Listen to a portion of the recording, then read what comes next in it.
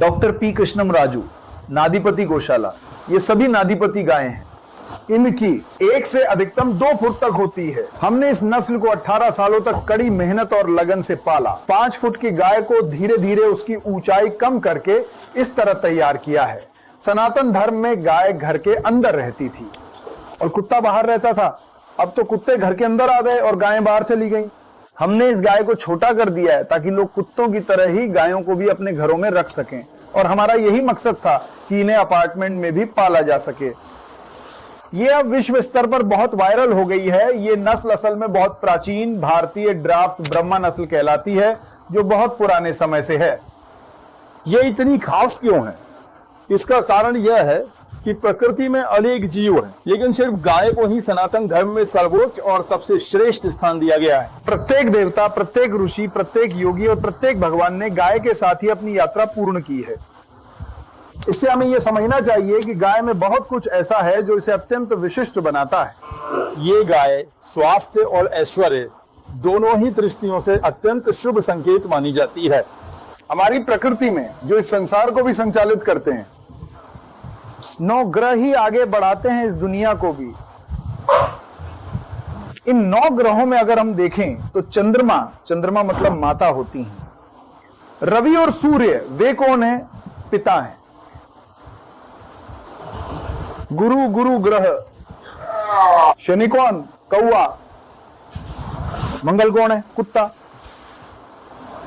राहु कौन है? सूअर। केतु कौन है? बिल्ली। तो फिर बुध कहाँ रहता है? यही बुध, ये पुट्टाऊ गाय है। चाहे कुंडली के अनुसार, प्रकृति के हिसाब से, गुरुओं के उपदेशों से या हमारे ग्रंथों के आधार पर जिन पर बुध की कृपा होती है, वे अच्छा व्यापार, सफल व्यक्ति और अच्छा ज्ञान प्राप्त करते हैं। साथ ही राजनीतिक करियर, स्वास्थ्य और ऐश्वर्य सब कुछ प्राप्त होता है। इसलिए कहते हैं कि बुध हरी मूंग और उड़द में होता है। यह बुध हमारी गाय ही है। हमारी ये पुट्टाऊ गाय ही बुध ग्रह है, और इसीलिए पुराने समय में हमारे कई ऋषि मुनि पुट्टाऊ गायों का बहुत आदर करते थे, क्योंकि जिन ऋषियों पर बुध ग्रह की कृपा होती थी उन्हें राजा और राज्य पोषित करते थे और उनका ज्ञान भी बढ़ता था। इसी वजह से वे इन पुट्टाऊ गायों का अधिक पालन करते थे। पुराने समय में ये पुट्टाऊ गाय होती थी। हमारे देश में देसी नस्ल की बहुत सी पुट्टाऊ गाय थी। समय के साथ वे सभी विलुप्त हो गईं। लोग सोचते थे ये पुट्टाऊ गायें क्या दूध देंगी, क्यों पालें? अब इस पुट्टाऊ गाय के साथ ये बहुत मजबूत है। ये हमारी नस्ल दुनिया में एक शाही पहचान बन गई है। ये हमारी ही तैयार की हुई नस्ल है, ये पुंगनूर नहीं है। बहुत से लोग अनजाने में इसे पुंगनूर समझ लेते हैं। पुंगनूर 3 से 5 फीट की होती है। जन्म के समय छोटी होकर भी ये 3 से 5 फीट की होती है। पुंगनूर का बछड़ा जन्म के समय 18 से 26 इंच ऊंचा होता है, लेकिन जब ये पैदा होती हैं तो इनका आकार केवल 10 इंच से भी कम होता है। इसलिए इस गाय के हमारे घर में होने के कई फायदे हैं और ये हमें बहुत कुछ देती है। हमने इसी को पहले 2013 में काऊ हक के नाम से इंट्रोड्यूस किया था।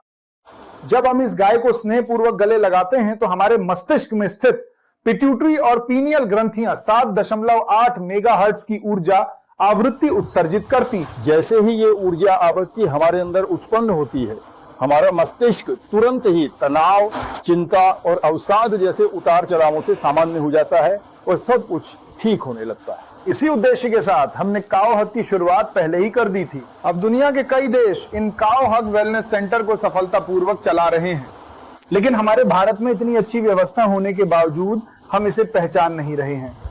लेकिन विदेशी लोग इसे पहचान रहे हैं। ये कहना सही होगा कि वर्तमान समय में हमारी देसी संपदा का एक बड़ा हिस्सा अब खत्म हो चुका है। हमारे यहाँ रोज 8 लाख गायें वध के लिए जाती हैं। हम में से कोई भी गायों को जाने से नहीं रोक रहा है, परंतु अंत में वे सब फिर से वही वापस लौट रही हैं। ये स्थिति हमारी गायों के साथ नहीं होनी चाहिए। गाय को घर में भी घूमना चाहिए। पहले बड़े घर होते थे, अब छोटे घर हैं, इसलिए गाय का आकार छोटा किया गया ताकि ये छोटे घरों में भी घूम सके। देखा आपने ये कितनी छोटी है? इधर आओ।